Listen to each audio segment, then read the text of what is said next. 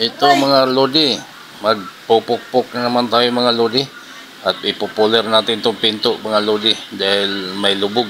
Oo, may lubog to mga lodi. At hindi naman madukot to mga lodi dahil sa pinakadulo ng pinto mga lodi, hindi masiksik yung panangga mga lodi o plangka. Kaya kailangan may puller to para lumabas at kaya masilihan mga lodi. Mabuti na lang may puller kami ng ganito mga lodi. Ay kung wala, patay na. Paano na lang gawin to mga lodi?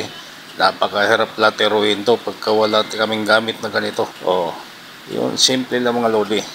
Kagaya na sinabi ko mga lodi, dati na wala naman tayo natapos mga lodi.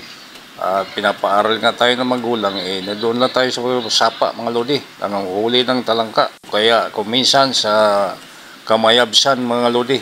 Kaya ito ang resulta mga lodi. Dito ako linaan ng Panginoon Diyos sa ganitong gawain mga lodi. At siyempre, hindi naman pwedeng professional lahat mga lodi. Walang gagawa ng ganito. Pag tayo may pinag-aralan lahat, di ba? O di ayos. Mayroong construction, mayroong nagaganito para oks na oks ang lahat. Sa pangangikikay vlog, ayaw niya sa mga construction. Malamang sa akin, ayaw din ng mga lodi.